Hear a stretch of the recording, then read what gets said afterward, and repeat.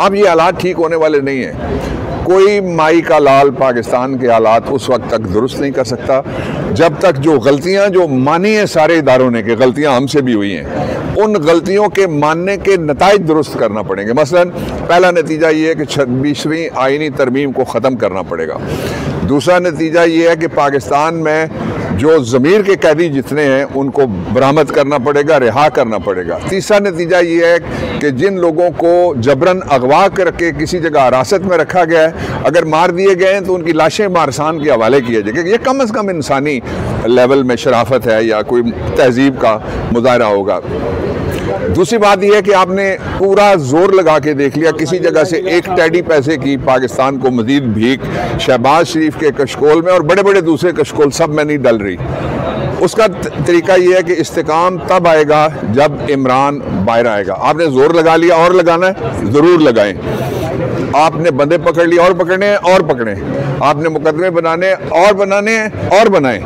इसका कोई नतीजा नहीं निकल सकता कि रियासत जबर के ज़रिए से अपने लोगों को, खा वो सहाफ़ी हों वो भी निशाने पर हैं, खा वो सियासतकार हों वो भी निशाने पर हैं, खा वो वकील हों वो भी निशाने पर हैं, पतंग उड़ाने वाले हैं वो भी निशाने पर हैं। उनके अब्बा को भी जूते मार दिए ये रियासत, और वो नौकरी में बंदा अभी तक उसके अब्बा का घर गिराना चाहता है, डिमोलिश करना चाहता है। तो ये जो प्रॉपर्टी डीलरों को लगाया गया SHOs इस वक्त आप देखें अगर तो 3 स्टार वाला कोई कम ही आपको SHO मिलेगा। प्रॉपर्टी डीलिंग में जो माहिर हैं उनको SHO लगाया गया है, और जो टिकटॉक में माहिर हैं उनको IG लगाया गया है, और जो टिकटॉक की मलकाएं और उसके शहजादे हैं उनको और बड़े ओहदे दिए गए। अवाम की तौहीन है ये। 3 मुतालबात हैं पाकिस्तान तहरीक इंसाफ पे और जिनके ज़रिए से इस्तेकाम आ सकता है। सबसे पहला ये कि आप कहते हैं कि हमें पता नहीं है कि कोई मरा है या नहीं मरा। आपके पास रिपोर्ट पड़ी हुई है, एक हमूदुर रहमान कमीशन रिपोर्ट, वो तो है ना, लाशें आपको नज़र नहीं आ रही। वो मैं मुतालबा करता हूँ कि वो कैबिनेट डिवीजन के पास है, वज़ीर आज़म उसको पब्लिक करे। दूसरा ये है कि जो मैं के इस हाई कोर्ट में से दूसरी बिल्डिंग के अंदर से इमरान अगवा हुए थे, उसके बाद के वाक़यात और गोली क्यों चलाई वाले वाक़यात, इनके ऊपर कमीशन बनाया जाए, जुडिशल कमीशन बनाया जाए। और तीसरा और सबसे बड़ा मुतालबा ये है, इमरान खान ने जो ख़त लिखा है आर्मी चीफ को, चीफ जस्टिस को, बाकी जगह जो लिख रहे हैं उसमें अपने लिए कुछ भी नहीं मांग रहे। ना वो रिहाई मांगते हैं, ना डील मांगते हैं, ना डील मांगते हैं। वो मेरिट पे लड़ के बाहर निकलना चाहते हैं और इंशाल्लाह लाजमन और जल्द निकलेंगे। जो तीसरा मुतालबा है वो ये है, मैं तो बहुत देर से कह रहा था कि जब तक नए इलेक्शन नहीं होंगे नया माहौल नहीं आएगा, जब तक नए इलेक्शन नहीं होंगे नया बिजनेस नहीं आएगा, जब तक नए इलेक्शन नहीं होंगे किसी तरीके से पाकिस्तान को दोबारा उठाया नहीं जा सकता। इस वक्त जो निज़ाम है वो नाकाम है, इस वक्त जो लीडर है वो अमली तौर पे गीदड़ है, इस वक्त जो हुकूमत है वो नाअहल है, इस वक्त जो कैबिनेट है वो मजबूर है बेचारी, और इस वक्त जो पूरे का पूरा जोर है वो सिर्फ उनके पास है जिनको सियासत नहीं करनी चाहिए। पीका एक्ट में तरमीम के हवाले से क्या कहते हैं? पीका एक्ट को ज़रा थोड़ा सा गौर से आपको देखना पड़ेगा। उसके मैं 2 आपको चीज़ें सेक्शंस बताता हूँ और उनके अंदर क्या छुपा हुआ, जो मैंने उसको पीका जहर का टीका मैंने क्यों कहा था।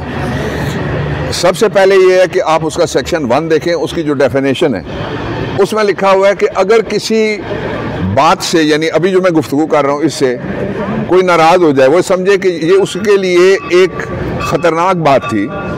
अब CDA को कहें करप्शन कम करो तो ख़तरनाक बात है ना, वापडा को कहें कि लाइन लॉसेस की चोरियां बंद करो तो ये ख़तरनाक बात हो गई, हुक्मरानों को कहें मनी लॉन्ड्रिंग ना करो, ज़मीनों पे कब्जे करके अपने घर ना बनाओ और प्राइवेट लोगों को जीने दो, उनकी ज़मीनों पे कब्जे करके बड़ी बड़ी सरकारी कॉलोनियाँ ना बनाओ, तो ये भी ख़तरनाक बात होगी। तो इसमें आप भी पीका में आ गए, मैं भी पीका में आ गया। ये डेफिनेशन उन्होंने डाल दी है कि जो भी इस तरह की बात जो नापसंदीदा होगी किसी शख्स के लिए, अदारे या जुरिस्टिक पर्सन के लिए, इस बिल्डिंग भी नाराज़ हो गई, इसका कुछ नाराज़ हो गया इसमें बैठा हुआ कोई शख्स, तो तब भी पीका लगेगा।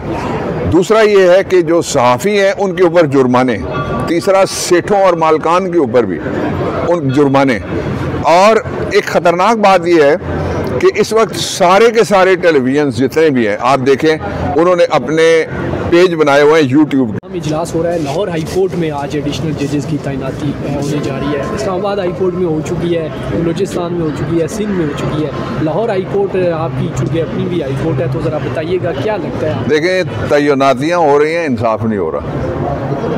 जहाँ जजेस लगाए गए हैं दोनों जगह उन चौकों में लोग मारे गए हैं, उनको इंसाफ नहीं मिल रहा। लोग अगवा हैं, बलूचिस्तान के भी जजेस लगे, यहाँ भी तशरीफ़ लाए, वहाँ भी इंसाफ नहीं मिल रहा। लोग अगवा हैं, लापता हैं, उनको भी इंसाफ नहीं मिल रहा। और उनके लिए बरामदगी के लिए रियासत उतनी ही संजीदा है जितनी रियासत ने संजीदगी का मुजाहरा किया महंगाई ख़त्म करने के लिए।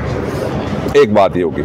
दूसरा ये, जब ये सारा शुरू हुआ था तो मैंने एक एफ़र्ट की थी कि किसी तरीके से जजेस 2 केसेस हैं जिनकी रोशनी में पिटीशंस लगें जिन्होंने चैलेंज किया था। अगरचे मैंने कोई पिटीशन पर्सनली मुझे बहुत कहा गया, बारों ने भी कहा, मैंने अपनी नहीं दायर की।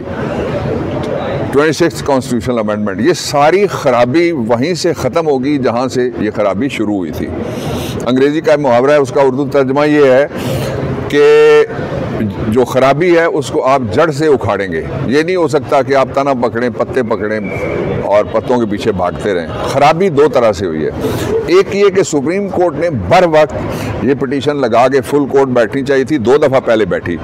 जब ज़िले इलाही बनने के लिए नवाज शरीफ ने एक कानून बनाया था उस वक्त भी बैठी थी, जिसको हम सारे नवाबजाद नसरुल्लाह केस के नाम से जानते हैं, और उसके बाद जो 18th कॉन्स्टिट्यूशनल अमेंडमेंट है उस वक्त भी बैठी थी।